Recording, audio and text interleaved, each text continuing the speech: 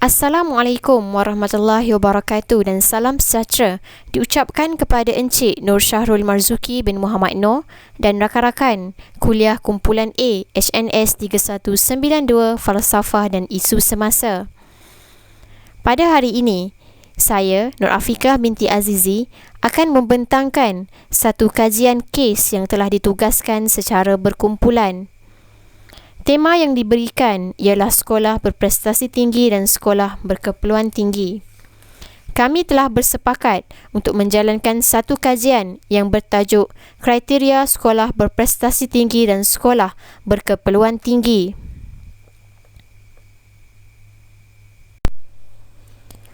Untuk makluman semua, kami menjalankan kajian dengan kerjasama 12 orang ahli, iaitu Muhammad Amrullah bin Jakurallah, Kang Sin Yang, Fatin Syahira binti Mat Isa, Teh Hui Yi, Amalin Syahira binti Huzaini, Nur Ain Sofia binti Kamaruzaman, Nur Afiqah binti Azizi, Haryati binti Junoh, Natasha Aida binti Muhammad Zulkifli, Sharifah Nurihah binti Wan Majlan, Ruslinda binti Ibrahim dan Syarizwan bin Abdullah.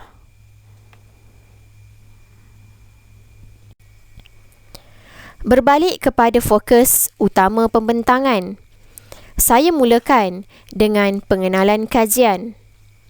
Berdasarkan Kamus Dewan Bahasa edisi keempat 2005, sekolah merujuk kepada tempat belajar dan mengajar, tempat menerima dan memberi pelajaran. Hal ini menyebabkan sekolah merupakan institusi pendidikan untuk menyebarkan ilmu pengetahuan kepada masyarakat sejak kecil lagi. Sehubungan dengan itu, falsafah pendidikan kebangsaan merupakan pedoman, arah tuju, pandangan atau inspirasi kepada usaha pendidikan di Malaysia. Misalnya, kandungan falsafah pendidikan kebangsaan, iaitu pendidikan di Malaysia adalah suatu usaha yang berterusan ke arah memperkembangkan lagi potensi individu secara menyeluruh dan bersepadu untuk mewujudkan insan yang harmonis dan seimbang dari segi intelek, rohani, emosi dan jasmani berdasarkan kepercayaan dan kepatuhan kepada Tuhan. Menurut Jamilah Ahmad dan Yusof Born 2011, sekolah berprestasi tinggi dan sekolah berkeperluan tinggi merupakan salah satu daripada 4 Sub-National Key Results Areas (NKRA) untuk memperluaskan akses kepada pendidikan berkualiti dan berkemampuan. Menurut Kementerian Pendidikan Malaysia, sekolah berprestasi tinggi dan sekolah berkeperluan tinggi merupakan sekolah yang mempunyai watak dan identiti yang unik serta menyelah dalam semua aspek pendidikan. Sementara itu, sekolah ini juga mempunyai tradisi budaya kerja yang sangat tinggi dan cemerlang dengan modal insan yang berkembang secara holistik yang mampu berdaya saing di persada dunia yang dapat mencapai matlamat falsafah pendidikan kebangsaan. Baiklah, kita lihat pula kepada objektif kajian. Terdapat 3 objektif kajian utama dalam kajian yang dijalankan, iaitu yang pertama, mengenal pasti kriteria sekolah berprestasi tinggi dan sekolah berkeperluan tinggi. Yang kedua, menghuraikan usaha pelbagai pihak ke arah mewujudkan sekolah berprestasi tinggi dan sekolah berkeperluan tinggi. Dan yang ketiga, membandingkan sekolah berprestasi tinggi dan sekolah berkeperluan tinggi dengan sekolah berkeperluan khas. Lihat pula kepada metodologi kajian. Dalam kajian ini, kami menggunakan 2 metodologi utama, iaitu yang pertama, pemerhatian dan yang kedua, pencarian sumber dari internet dan buku. Seterusnya, kita lihat pula kepada dapatan kajian. Terdapat 3 dapatan kajian. Yang pertama, kriteria sekolah berprestasi tinggi dan sekolah berkeperluan tinggi. Yang kedua, usaha pelbagai pihak dalam mewujudkan sekolah berprestasi tinggi dan sekolah berkeperluan tinggi.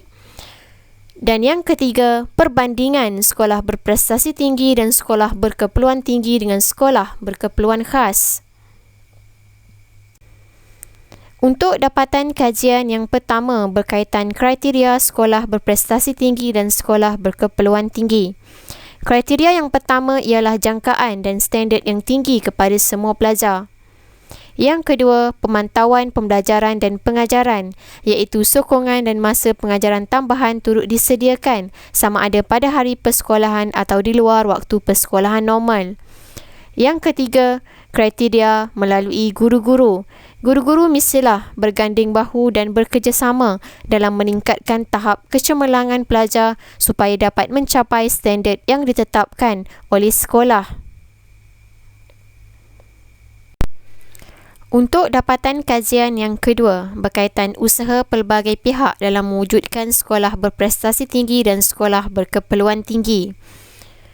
Usaha yang pertama ialah pemberian ganjaran kepada sekolah berprestasi tinggi. Yang kedua, mewajibkan sekolah berprestasi tinggi dan berkeperluan tinggi menjalani beberapa latihan khas. Sebagai contoh, guru-guru yang ditempatkan di sekolah berprestasi tinggi akan menjalani kursus atau latihan bagi memastikan mereka dapat mengawal emosi dan situasi apabila berdepan dengan pelajar.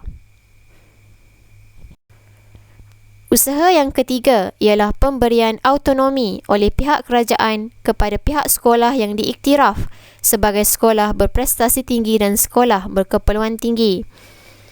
Yang keempat, Kementerian Pendidikan Malaysia telah membuat pemilihan dan penawaran mata pelajaran di luar kurikulum kebangsaan kepada sekolah-sekolah yang dikenal pasti.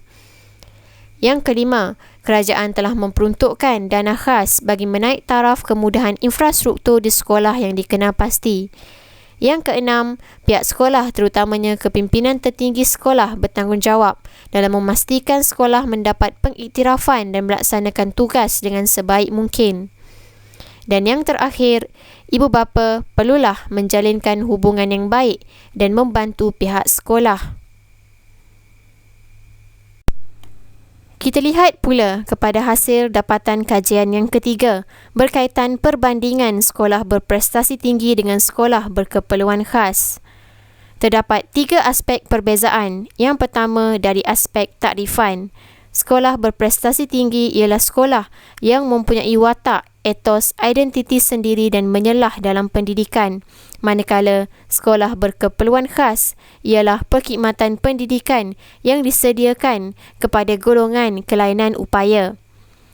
Dari aspek rasional, sekolah berprestasi tinggi meningkatkan kualiti pencapaian sekolah, menghasilkan murid yang cemerlang setaraf antarabangsa dan merapatkan jurang antara sekolah dalam sistem pendidikan.